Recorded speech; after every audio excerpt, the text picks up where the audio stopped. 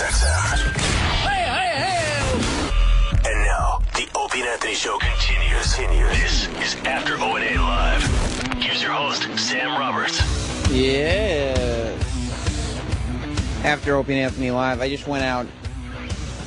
Donald Sutherland, who is in studio today, obviously. I hope you all heard that interview from start to finish. If you didn't, make sure you catch the replay. But Mr. Sutherland was out there in the hallway just now. He's doing a couple other shows here at Sirius. He might be done now. I don't know for sure. But he was doing a couple other shows, so I went out real quick to grab a photo with him before this started because I knew I wasn't going to have a chance after. And, I went up to him after he got out of the studio and said, hey, Mr. Sutherland, would you mind taking another picture? And, would you mind terribly? And he gave me this look like, did you just step in shit? Who in the hell do you think you are? Well, I don't know if you saw it, but he looked at the top of your hair first and then looked quickly down at you and was just like, ugh. Well, listen, Sutherland, you don't exactly have traditional grown man hair either. He came in here with... But he's earned it. Well, so how long do I have to take before I've earned it? He's always had long hair since he was young. Yes, but the full beard and the Santa Claus kind of long, wavy hair. I guess he has a certain degree of skill that I simply don't possess. So in that respect, even when he was young, he was still good at what he does, which I'm still working on as we speak. When you get older, you can rock whatever look you want, and no one's going to give you shit over it. And then they'll look at the old pictures of me and be like, oh, that makes sense, because that's his look. But now it just doesn't work. But yeah, he was a hilarious guest. Just because I love when somebody like that comes in here, like a Donald Sutherland, who is Hollywood royalty. So right away, it's like Opie, Anthony, Jim, like, they're a little off their game because they got to figure out how to read him before the interview really gets going. Because, this is a guy who they don't want to upset. They want to make sure that they're going with his vibe, whatever that is, and, just reading the situation. With some other people that come in here, it's a who gives a fuck parade.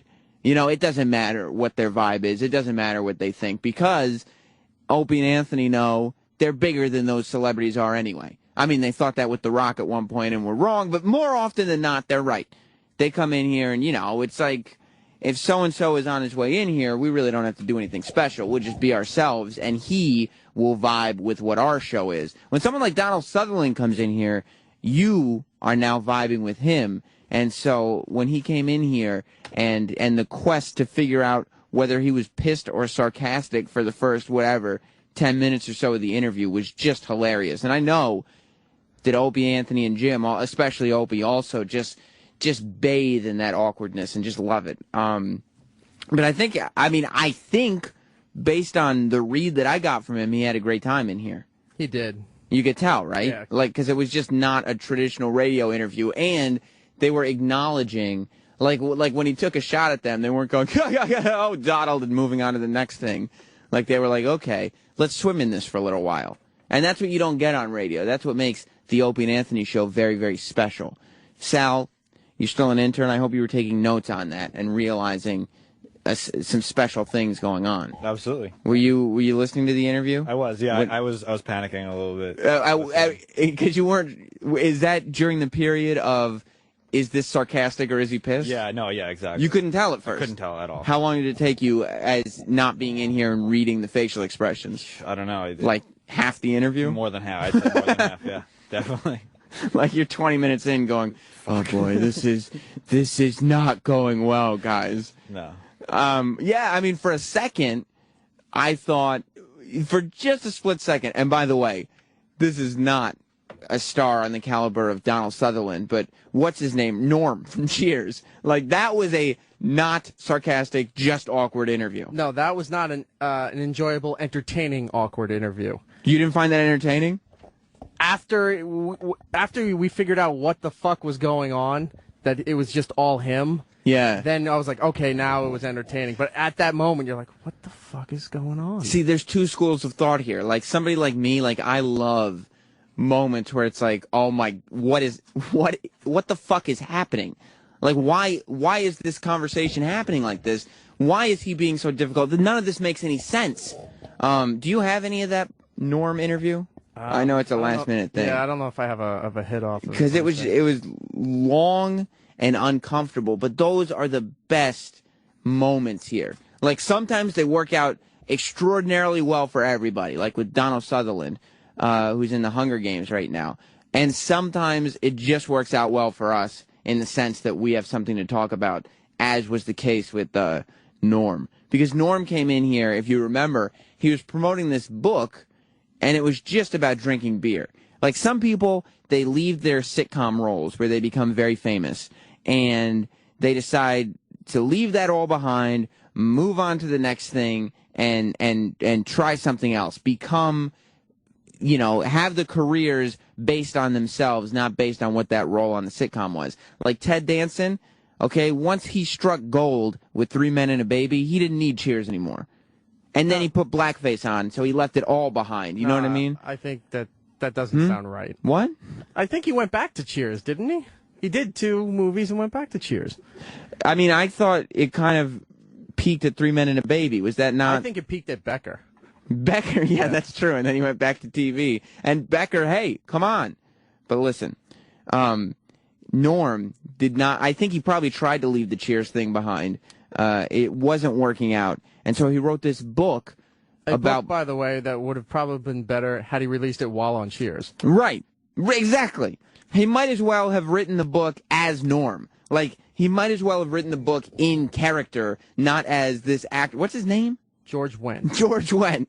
The book was... I didn't remember his name. The book was by the actor George Wendt, but it might as well have been written by Norm because it was just a book about beer, about different kinds of beer, about where you can get beer, about how you can prepare beer. So this would have been, you're right, this would have been better had it been written as Norm. Right. Like, look, Norm has written a book, and then George Wendt could come around promoting it and saying, yeah, I wrote the book as the character Norm. Like, that's a humiliating interview to have to sit down and say that I had to channel this character that somebody else wrote to write a book about beer. But it's not as humiliating as, yeah, I'm the actor who played this character, and now I'm writing about what this character is interested in.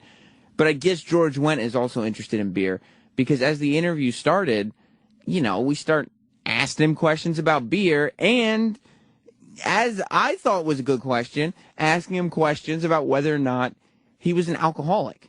Because that's, like, How dare you? If your passion in life is alcohol, you might be an alcoholic. Anthony Cumia has other passions in life. That wasn't a shot at Anthony. He's got tons of stuff going on. Alcohol is one of his passions, but that doesn't mean anything. He's not writing books about wine yet.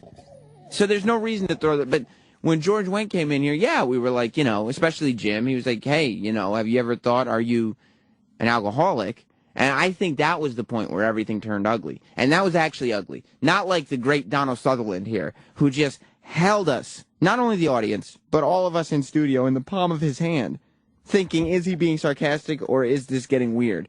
For George Wendt, for Norm from Cheers, everybody was just spilling all over the place. Nobody was in anyone's palm. And there was never a question of, is he being sarcastic or did this just get ugly? It was just an ugly day. Did we have a shorter clip of that? I'm looking. It kind of went on. Yeah. For when he started asking him about his alcoholism. That's where it started, right? I was right. Yeah, but then it goes on for a while where they try to weave in other subjects, and then it comes back into, like, there's a long pause, and up goes, what's wrong, George? I kind of want to hear a little bit of that. Can we find something? Hold on. Yeah. Let's just start it from a point and play it. And by the way, a lot of people are tweeting me about the Cleveland game. Oh, and maybe I will. I mean, people, speaking of Twitter, were tweeting me about SNL ripping me off again on Saturday. That was a rerun. But, yes, they did rerun the episode where they ripped me off, so maybe I'll talk about that. Also, as far as Cleveland goes, we don't have, the on sale. I don't think we're going to sell tickets, but we don't have all the venue information and the who, what, why, where, and when yet. But we are doing Cleveland. It'll be on the Friday before Jim's show at the end of the month in April. So I think it's the last Friday in April. We will be in Cleveland, so just leave that day clear on your calendar for now, and hopefully you'll get to see the show, because we got a lot of great stuff planned. Now, is that true? I don't know. I actually don't know if we have anything planned, but we should have something. Also, with the Donald Sutherland thing, Jim, you can tell when Jim is obsessed, because he wants the experience with these celebrities, and he acknowledges all the different senses that they're hitting him on. You can tell when Jim is excited about somebody because he'll say something about their cologne. He said stuff about Gene Simmons' cologne. He said stuff about Ozzy's cologne. He loves the way some of these men smell. And I don't think we got it on tape. I think Michael K. Williams, too. Exactly. All these guys that Jim loves. E-Rock snapped a couple pictures of it, which I'm sure he'll put up on Facebook /Opie and Anthony. But Donald Sutherland, while we were on commercial break, was actually, like, after Jim said, no, really, you smell amazing, he went into his luggage, he took out his cologne, and he gave Jim 2 spritz on either side of the neck. It was one of the most intimate things I've ever seen between a show host and a celebrity on that caliber. It was really a wonderful thing, which only made Jim more excited, because after he gets spritzed on either side of the neck, he leaves the studio for a little while, and then he comes back. As he said, with Donald Sutherland fever, he looks at the half-drank glass of tea that, or plastic cup, as Mr. Sutherland so regally pointed out, and he notices it's still on the table, and he picks it up, and he announces to the room that he's going to have a sip of this, and he takes a sip of Donald Sutherland's tea as if that's going to give him that power. I don't know if it actually will, but it was something to behold. Jim, he gets giddy over some of these people. I mean, he's got a lot of admiration for a guy like Donald Sutherland. I don't know who doesn't, but he gets giddy for these people. And so, yeah, he's going to want to experience the taste of Donald in the tea. He's going to want to experience the smell of Donald in the cologne. That's just a little weird. No, he likes all, I know he likes doing that, but I've never seen him drink somebody else's beverage after they left. Yeah, it may be the first time that we've noticed him experiencing the taste of a guest. Very much about the touch in handshakes or arm around the shoulder. Very much about the sight in terms of photos. As we discussed, the smell, of course, the cologne. The hearing in terms of through the headphones and all that. But yes, he got to experience the taste of Donald Sutherland today, which is something that I don't know how many of you, everybody's got their celebrities that they love out there. How many of you have gotten to experience the taste of that celebrity? Literally. Not like, have a moment of their life. Like, literally, taste is the sense that not a lot of you. Have you ever gotten to experience the taste of Hulk Hogan, Eric? No. Neither have I. Have you got to experience the taste of McFoley? No, I mean, he fed me, but I don't think that counts as experience. I mean, he did hit me on that taste level. Yeah. So do you think that works? No, he's got to either taste the food through the spoon that he fed you with, right, or vice versa. I have to eat something after him, not from him. Like if you had a sandwich with him and you took a bite. Right. It would have to be like a peanut butter and jelly or like a chicken cutlet or something, because my tastes are very particular. No, it would be whatever he was eating. Well, if you catch him eating a chicken cutlet sandwich one day, let me know and I will have a bite. Over. Yeah, and say, Mick, save a bite for old Sammy boy. And I'll wave you over. Sam, it's going down now. Come on. Mick, you put any hot sauce on that? I like hot sauce. I don't know. Did you grab that clip? Yeah, I have. It's not the what started it, but it's a part where Jim just goes, I need to go back to the drinking again. Yeah. Does this highlight the awkwardness of it? It doesn't have to be where it starts. I just want to feel the awkwardness of the George Wendt interview from when was this? 2 years ago? Hold on, this a year and a half? From October of 2010. Okay, is that right? No, sorry, May of 2010. May of 2010. So it was almost 2 years ago. And George Wendt came in to talk about his book about drinking. And that's what I want to have. I want the audience right now to feel that uncomfortableness. Is it in there? Will this do it for them, Eric? I believe so, because they keep going. He talks about how drinking was affecting his kids. And were you uncomfortable listening to it? At this point, I was just I think I was just trying to understand what the hell was going on. Okay, that's good too. And then a little later, I'm like, I can't even focus on this. This is just too sad. There's nothing going. Okay, here's a little bit from George Wendt on the Opie and Anthony show. So the drinking. I want to get back to the drinking. I like the fact that George was honest. He said he drinks every night. See, Jimmy stopped drinking and doing drugs at 17. 18. 18, I'm Yeah, I sorry, was 18 years 18 when I old. quit. He knew he just couldn't do the drinking thing there, George. I was not a functional guy when I drank. Are you, as a guy who drinks every night, have you had gigs that kind of got messed up because of it? Like you were supposed to have a call at 6 and you get there at 8? Or No, I don't. When I say every night, it's not. That's if I'm left to my own devices, you know. Right. If I have something, like for example, when my kids were in grade school, you know, like I would only drink on weekends because, you know, I had to like hit the deck at 6:30 or something, and, you know, feed them, get them out the door, blah blah blah. Because they don't understand hangovers, right, George? That too. And then the night before, I was always like, you know, now did you do your homework? And you know, so you know, I was a lot more responsible. But now I'm just sort of sliding back into my like college days. where you can kind of do what you want? Kinda, yeah. Unless I have a gig. Does it feel good, or does it kind of feel like floating somewhere? It feels fine. I frankly, I wish I was busier, and then maybe I'd, you know, probably, you know, take care of myself a little better if I was busier. You mean eating better, or do you mean drinking less, or Just you know? just drinking less. Yeah. Yeah, well, I eat well. Are you probably why. are you a vomiter? God, no. You mean vomiter From like drinking? No. So you never throw it up? No. Yeah, I have. Yeah. Actually, I did it when a couple summers ago. My brother poisoned me. And you threw up? Yes, it was so frat boy. It was like, yeah. Are you a blackout drinker? No. No, you remember everything? Yeah. You have to make I used to make the phone calls. There's got to be some calls you make where you're like, what exactly? Where they call you back and you try to piece together the night before, but you have to act like, no, I remember that. No. No? So you drink a lot, but it hasn't really affected you that badly. Well, I don't know. You know, I'm obviously grossly overweight. You know, maybe that's, you know, could have something to do with it. Could be an effect, but no, other than that, I wouldn't say. No. Does the weight, is it something like, for me, it's sex. You know, I mean, eating is tough. I think eating and sex are very similar because you can't be abstinent. Like, you know what I mean? You can not drink, you can not do drugs, but you can't not fuck, or you can't not be sexual, you can't not eat. So is it been something that's always been a struggle for you, where you're like, all right, I kind of want to fix this, or, I mean, how do you kind of take that on? What? The weight, yeah. The weight?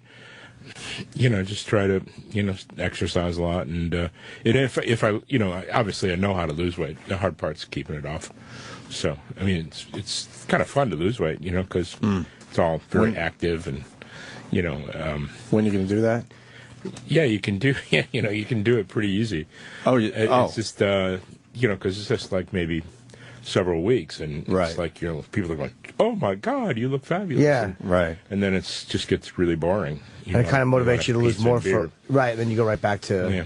Sounds like you need beer, George. I think that's what Jimmy's getting at. You need beer. No, George, kind of. You seem like a little. I know you're tired too, because morning radio is a bitch. Yeah. But you seem a little bummed. A little bit. Yeah, slightly bummed. Jeez. I don't know. But, you know, maybe if we change the subject, maybe I wouldn't be. But okay, all right. But that's, you know, you can talk. You talk. Well, it's about hard to whatever you change want. the subject when the book is called Drinking. Yeah, I guess George. that's what kind of motivated me to talk about There, it. yeah, okay. Because it leads into the book, A Barstool Professional's Guide to Beer, Drinking with George. Yeah, that's kind of. It's fun. Yeah, that's it. It's a laugh a minute. After O&A live. I forgot how uncomfortable it was. I can't believe how bad that was. I told you it's long. Oh my! And how long was the interview total? Total 42 minutes. We talked to that poor man for 42 minutes. Well, you know what? The interview might be, I'd say maybe shave off 5-10, because we had Kenny come in afterwards. And remember, George was out in the hall, reluctantly taking photos with people. Oh yeah, I'll talk about that in a minute. Ope kept trying to get him back in. Yeah, it was just because what you notice from that is this guy George Wendt, from Cheers. He comes in and he's trying to promote a book that he thinks is about fun drinking stories.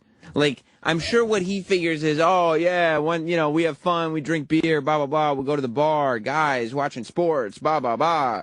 Or, like frat guys telling stories or whatever, just like drinking being fun. He had no idea that he was walking into the studio for an intervention. This was not a book about him coping with drinking. You know what I mean? This was not like him, and it was not a tell-all book. It was a fun facts about beer. That's all it was. It was in the humor section of the bookstore. It was in the humor section. Next to the Letterman top 10 list. And so he comes in and thinking, oh, we're just going to, me and the guys, this is a guy's show, obviously, so we're just going to tell some fun drinking stories, not realizing that we're going to be like, because, I think that it's appropriate line of questioning, because in my mind, I'm saying this guy sounds like an alcoholic, but I don't think he gets, that gets said to him enough. That there's honest people in broadcasting that will say, that will start asking him things like, are you a blackout drunk? Do you vomit? Have you ever fucked up a gig because of drinking? And things like this that are just like, well, what's going on, guys? You're not asking me fun drunk stories. These are questions that an alcoholic gets asked. If I answer yes, and then he knew that too, that if he answers yes to too many of the questions, that's why he was like, no, it's never happened. No, not really, because he knows that that's the test. That if you answer yes to a certain amount of those questions, that means you're an alcoholic. That's how they figure it out. And and guess what?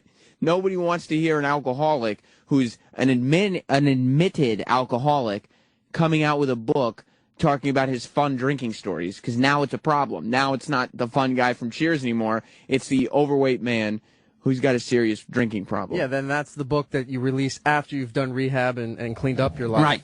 And it was just so sad. It's like a Motley Crue book or something. That was like a tell-all, blah, blah, blah. This was not a tell-all. This was not him. It was so sad when he said, well, I guess I wouldn't drink as much if I'd like to be a little more busy. Because it's just like, oh, he's not getting any work either. And he just had said that. And then Opie, Mr. Charming over here, I don't know if you guys caught that. I definitely caught it when George goes, I exercise. And Opie said, when are you going to start doing that? It's just mean. Do you think George heard that? Well, he pretended not to. Because in his head, he goes, there's no way that this guy who's hosting the show that is interviewing me, there's no way that he could have just insensitively said, when are you going to start that? He must have said, it must be hard to start that. Because the question he answered was, it must be hard to start that, no? Yeah. As opposed to, when are you going to start that? This show has gotten so good over the years to situations that it's evolved from and to where it is now. Yeah. Back in the old days at NEW, if they had somebody on the phone like this or somebody in the studio like this, there'd be a button on the board that you could they could mute out from that person. They couldn't hear what you're saying on the mic, so they could say all these horrible things about the person. Like whispering them. He could say stuff like that, and you'd be holding a button, and the guy couldn't hear it. When we got to satellite, they were like, yeah, you know what? We don't need that anymore. We're just going to tell these people on the phone and to their face in the studio all the problems. And the other thing that I was picking up on while that interview was on was I thought that George was trying to, when he said, like, I'm grossly overweight, so there's that, I believe, and I believe this with every fiber of my being, that he was trying to be funny. That was self-deprecating humor. And when the guys responded with silence, and it was almost like an Oprah interview, like, yeah, I see where that would be a problem. Attack yourself so they'll stop attacking you. Right. And it didn't work. Like, that was sort of just like, because it wasn't an attack. He was just trying to get some humor across. And the guys decided, no, we're going to confront you, George Wendt. You have a problem. And the Opie and Anthony Show is where you come to get better. We, the Opie and Anthony Show, are SiriusXM's help net. We are the compassionate show that you can come to bring this out. which is not what we are at all. But it's hilarious. We should talk to Casey in L.A. Casey, you're on After O&A Live. Hey, what's going on, guys? Good morning. What's up, Casey? Hey, I just want to point out that at some point in the interview, you can literally just hear Opie going, it's like kind of groaning in the background. Just because it is a difficult position to be sitting where Opie's sitting and realizing that for whatever reason, because of the line of questioning, because of whatever it is, that your guest has decided to completely clam up. And I mean, funny. Thanks, man. Yeah, it was hilarious because the reason in this scenario was that George Wendt was just not ready to be questioned on this. Like he just woke up and he walked from his hotel to here. Yeah, and he just wasn't in that frame of mind in his life. He was not at that point where he's ready to tackle the problem. To me, he struck me as somebody who probably is suffering from alcoholism, but he doesn't want to admit that. You know what I mean? And he knows that. He does admit it, but he doesn't want to do anything about it. Not only does he not want to do anything about it, he wants to write books about how great it is to be an alcoholic. He knows that somewhere in the back of his mind, he knows that he is suffering from alcoholism. In my mind, this is all what I took from listening to the interview, just like all of you. But in my mind, I see a guy who knows that he's an alcoholic, but he doesn't want to admit that. And so when that line of questioning is brought up, he clams up. It's uncomfortable. You know what I mean? Poor George. Poor George, indeed. Is he still alive? But that was I don't know. I'll look it up. Oh, and that's what we were going to talk about. And then, after the interview, I think it was me and Travis who decided we should get some George Wendt photos. Now, I didn't even watch Cheers. Okay? I don't care about Cheers. I became a fan of George Wendt because he's the guy from that awkward interview that O&A did. so that's why I wanted to get a picture with him, because I wanted to see what it would be like for somebody coming out of that experience to have one of the staffers ask for their photo. And it's probably the least happy celebrity photo I have. Like, is he faking the smile, but his eyes show he's sad? He's not even faking a smile. He's straight-faced. He's got one foot towards the door. He is ready to go. And I think Travis was the same way, that it just ready to go. And that's the whole difference. Like, that's why I wanted to hear that, because that's a truly awkward interview. Like, Donald Sutherland today, like, you thought it could get awkward, but he happens to be a guy who's hilarious. And that's why when we went outside and I asked for a picture with Donald Sutherland, he looked at me like I had stepped in shit, but he was goofing. He was being, because he's a quick-witted person. Whereas Norm from Cheers, not terribly quick-witted, just a guy who's had a lot of shit handed to him, I guess. You remember, Travis. It's one of my favorite photos I have, and I did it for the exact same reason that you did. Forget about Cheers. This is the guy who had the most awkward interview on the show ever. First of all, I knew that there was no possible way I'd ever get another picture. Because he's not coming back on this show. Never coming back. And he's probably got cirrhosis of the liver or something. He's not going to be around that much longer. He just looks so depressed. Yeah. He came in. Did you hear? Were you listening to that clip I played? Yeah. Did you hear when he said, well, I'm horribly overweight for one? Tell me I was wrong. Tell me he was trying to get away with some self-deprecating humor. I don't know what he was trying to do. And when Opie and Anthony and Jim met that with silence, it became just a thing that sat there. Completely fucked him up. It just became a fact.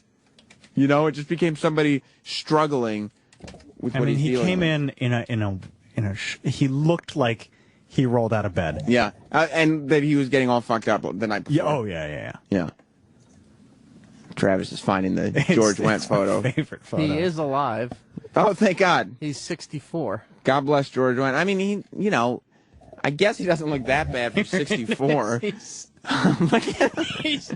got a scowl on his face. Can you send that photo to Eric or just link it to the Opie and Anthony Facebook page? It's on Facebook.com/Opie and Anthony. Oh, yeah. You got to see this picture of Travis with George Wendt. I don't even know where mine is anymore. But I'll know what? I may have it on the hard drive. Okay.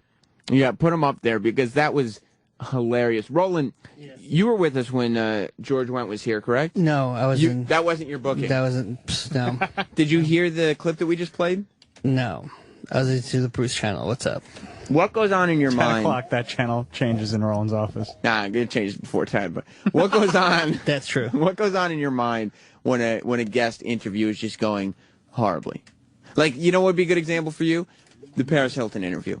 What goes on in your mind when things have just taken a turn for the worse? I was like, great. I just got fucked in the ass by life. That's how you feel? Yeah, I was like, great. Let me figure out how to get out of this fuckhole. Yeah. And it's still happening. It's not like it's not like when you do something, it's over. It still goes on. So it's as the time ticks, I hear click. Like, click. You're trying to figure out how to get out of getting fucked in the ass while you're still being thrusted into. Yeah, and then you have like 10 people shoot at you, and you have to answer questions right away. It's not like, can you give me a minute? If there's no give me a minute, it's like, what's this? You gotta do this. So. Well, luckily, in the case of George Wendt, there probably wasn't 10 people. Well, you probably had one person going, I gotta go. Yeah, just George. I think he was here by himself, right? Yeah, he walked right in by himself. He's not looking good in these photos. No, he looks terrible. The one in the studio, it looks like his whole face is just bloodshot. Yeah, he was having a big night. Well, and it was a rough morning for him. He just had to go through. He didn't know he was coming in for an intervention. He thought he was doing a fun guys show where they talk about drinking beers. He didn't realize this was like, George, well, you have a problem. We care. You're here because we love you. Yeah, but it wouldn't have been an intervention if he didn't come in looking like he was, bloated and hungover. Yeah. Yeah, I did ask his nephew, and his nephew went, oof. Who's his nephew? Jason Sudeikis. Really? That's George Wendt's nephew? Yeah. That's how Jason got started in Second City through his uncle. He probably keeps that information private. Yeah, well, we gotta get Jason Sudeikis on the show. Yeah, for fucking votes. Oh. I'll be honest. You gotta Where get the fuck's my votes? I need yeses. Bob in Illinois, you're on After Opie and Anthony Live. George Wendt did an interview on the NASCAR channel a couple weeks ago. Yeah. Still hawking that shitty book, I think. He was all fucking hungover. You could tell by his eye he was ready to die, poor guy. You want a Blu-ray there, Bob? Yeah, sure. What? It's Immortals. It's that movie that came out. Mickey Rourke's in it. He's having a comeback, right? Sure, man. And then Superman. And Superman's in it too. Henry Cavill. Comes with digital copy. What they said about you, Sam. You're all right. Thank you very much, Bob. I'm going to put you on hold. See, you give someone a $10 Blu-ray, you're all right. Yeah, exactly. Finally, I can get some compliments. All I need to do is give people things. Yeah, what's that? It's on the floor now. Yeah. I was looking at my brackets, Travis, because we're still doing this brackets thing, right? Oh yeah. Brackets is still on. Doesn't end, right? Somebody's really going to get $1,000, even though the show hosts are not involved whatsoever. Oh yeah, I think the company's contractually obligated. What a waste of money. Oh, I knew that. Yeah. Well, at least the Final Four's here. Well, I was looking shadowed by Tebow fever. I still got my champion team in Kentucky. Yeah, I took no. Or Kansas. I took Kansas. We're not up to the Final Four. Yeah, next week is the Final Four. But we don't know the Final Four teams. Yes. What are the Final Four? Oh. Kentucky, Kansas. Yeah, there it is. I shot up to like 1,200, I think. I got to tell you guys something. Out of the Elite Eight, I had 2 out of 8. That's 25%. In the Final Four, I'm out. That's it for me. I'm done. My Elite Eight. Syracuse made it all the way to the Elite Eight. But I had them going. I would check mine, but I forgot my password and my username and how to do it. What was your team name? Dick in the ass. The real Dick in the ass, wasn't it? The real Dick in the ass, yeah. Yeah. I mean, the Daniel Bryans are officially. The Daniel Bryans are officially out, unfortunately. But I guess. How are the B Sharps doing, Eric? Well, I was just doing the Facebook update. I'm going to log in right now. That's how dumb this whole thing was. That's how much of a waste of time and money the whole thing was. All of us. Everyone here has to log in to figure out where they are in the standings. Like, I've hung out with people who are sitting there watching these NCAA games, and they actually know which of the 2 teams playing they have to win. Like, I'll watch a game, and unless it's like Syracuse or something, I don't know which team I have winning. Wow, I have what number are you? I am now at 1559. I'm winning them 1220. I don't care. I have Tebow fever. I have like, I think I'm in 18 something. You have to be if all your people are gone. Are you still in this thing, Eric? Well, we're all still in. No, I mean, I am out. The guy in second place, his name is Butt Sex. Butt Sex. Yeah. That's a ripoff of Roland's name. I have 3 of the Final Four. Oh, you do? Yeah. You were right about this, Travis. Anything can happen in the Final Four. How many do you have left? 2. You have 2. Are they in the same on the same side? Yep. Oh, so that's not good. So the most you could have in the championship game is 1. 1. Yeah. But what if that's the winning team? Who do you have winning the whole thing? Kansas. Is Kansas still in? Yeah. Yep. They're good, too. Are they good? Kentucky is really good. I don't know. That's who I have to win. You have Kansas Yeah. winning too. How did you I pick? have Kentucky to win. Yeah, one of them will win. How did you guys? Well, Roland, you actually watch sports. Roland is asserting that one of these 4 teams will in fact I ain't win. bullshitting you. This is confirmed. Roland's lock of the week. Eric, how did you pick the teams? Norm Macdonald posted his bracket, so I just did an exact copy of his. Oh, Jesus. Norm has a sports show. Or he did for a little while. Eric, do you have any there it is! I knew he wasn't next. He's waiting for it. You're in your bracket talk. Ron Bennington, the great Ron Bennington, has arrived. Welcome back to After Opie and Anthony Live. We were just doing a little sports break for all the people. You know, everybody's got March Madness and Tebow fever. The illness is unbelievable. But, did my opening change? Now do you just say it before the crash? I have to tell you, Erod, could you play the crash? It used to be like a spontaneous, it was whoa! It was like fantastic at one point. Yeah, now it's become this afterthought. And Eric's excuse, well, we were talking about brackets, so I couldn't bring in Ron. True. You understand? Yeah, I understand. That doesn't hurt you at all, does it? No, no. The fact that you guys are talking about what every other show out there is talking about, no. I don't want to interrupt that. We have... I love the extra lights in here, by the way. Are they working for your show, too? Yeah, they're fantastic. I think they mainly put them in for you guys, really. Yeah. Because you guys were saying, how is the video element going to play out? We don't do that. We just like to see each other's makeup look good. But, Roland, today at 12 o'clock, we're probably going to simulcast when Tim Sanity hits and does his first press conference with the Jets. And they said this is the biggest press conference in the history of backup quarterbacks ever. You cannot get into the normal place. They've had to move it to a field house. They have. Yeah. For the backup quarterback. Roland. Tebow. Have you seen the back of Roland's shirt? Let's take a look at it, Roland. It just says Tebow at 15, and then it looks like it's old. Is that the point of that? No, it just my first wash did that. So one wash. It's just a cheap shirt. Yeah. Yeah. They made him too fast. But looks vintage. It really does look vintage. Don Sutherland, he goes, did you pay too much money for that shitty shirt? I got to tell you, that's a great Donald Sutherland, though. Yeah. I thought he was here. Yeah, so did I for a second. Close your eyes, assholes. Is that your new, is this replacing Linsanity for you? Yeah, I still got my They're best friends, Lynn Sanity and Tim Sanity. They are. Yeah, they're both friends in Jesus. That's right. 2 religious guys. I mean, Jesus is taking over New York sports, it seems like. Hopefully, yes, except for he's not all that good right now. No. We really need some championships. Well, Carmelo Anthony, I think, kind of seems to have pushed a little of that Jesus out. Are you mad at Carmelo, Roland? Fuck him. Fuck him is what you say. Watch the language. I mean, it's one thing to be an XL channel, but let's just not do it for no reason at all. You're right. Now, by the way, Donald Sutherland has the biggest facial features of any human being I've ever seen in my life. And it only is accentuated by that giant beard. But he's got everything. It's just big on the guy.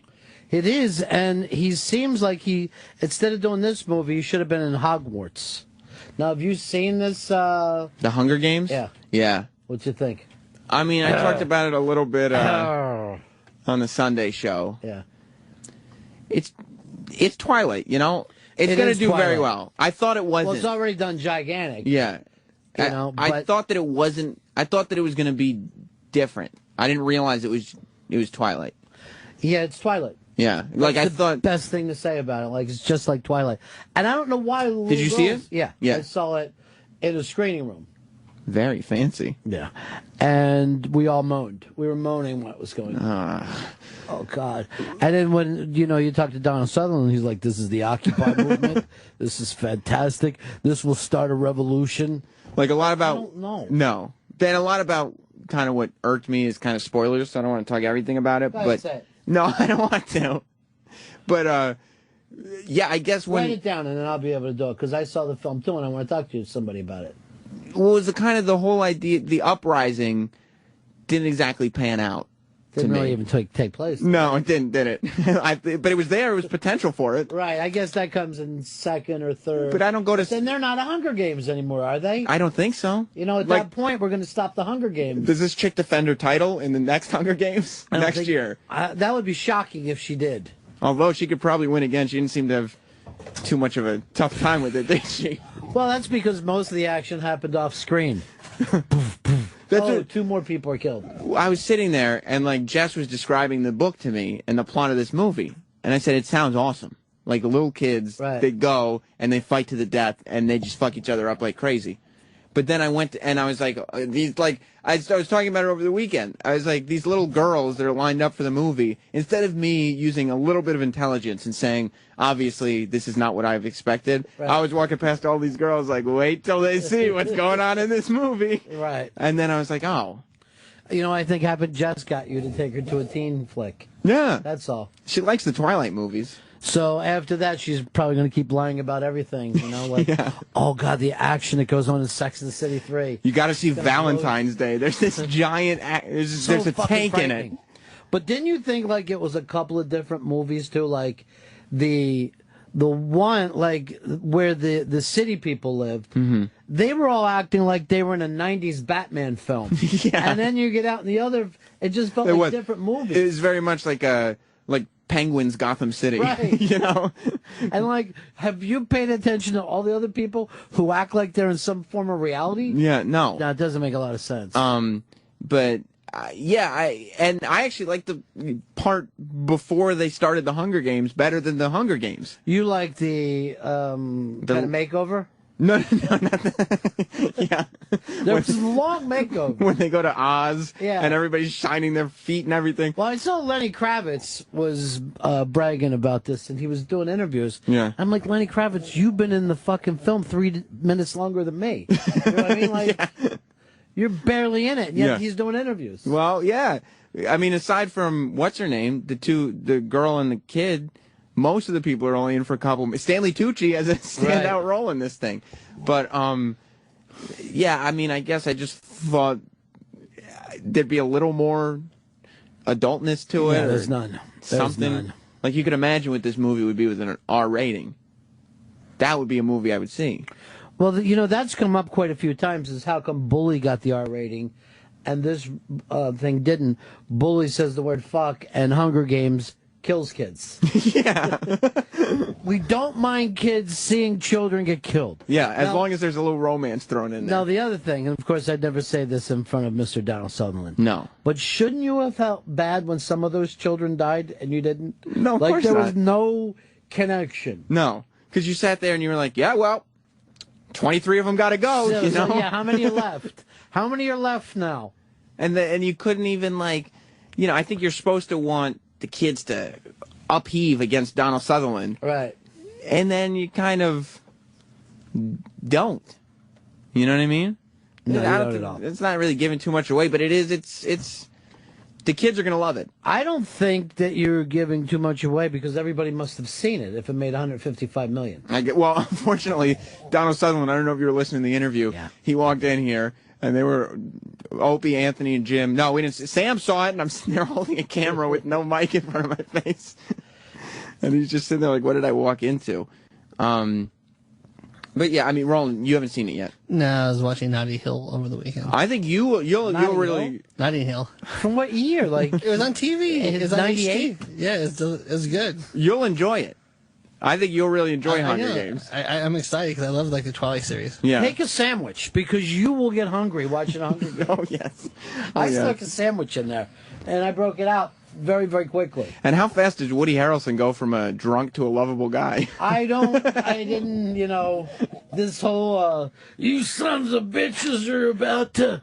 Yeah. That bit's been done quite a few times now. Yeah. No, but what I meant was I liked the part, the tension building up to the fact that they were going to have to go fight to the death was probably the best part, not the makeover part. Okay. Before the Hunger Games, before the makeover, that part.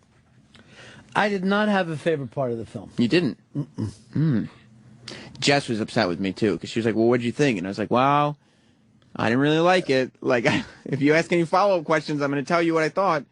And then she said, well, what didn't you like about it? And then she You should have said what I didn't like about it is I'm not 14. Right. You know what I mean? Because that's like if people say to me, did you like Finding Nemo? No, I didn't because it wasn't made for me. I couldn't relate. I don't know what to say about Cars 2. Yeah. I'm sure, like, if I had 2 kids in the back seat watching those little TV sets, I'd be like, this movie's great. You don't stay up with the cartoons. I think it's weird when, like, I don't like the cartoons anymore either. Like, even the Toy Stories, I go, okay, I mean, I guess it looks kind of cool, but I'm lost. When you have kids, when you and Jess adopt, then you will be like back into cartoon world because anything that makes your kids happy.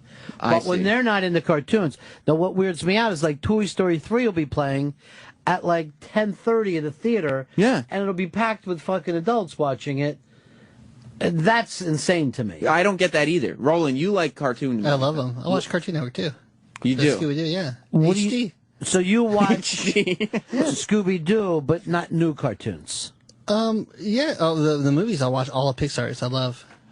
Even the Puss in Boots I just got on 3D Blu-ray. I gave up after Shrek 1. I was done. I do like when Puss in Boots. Yeah.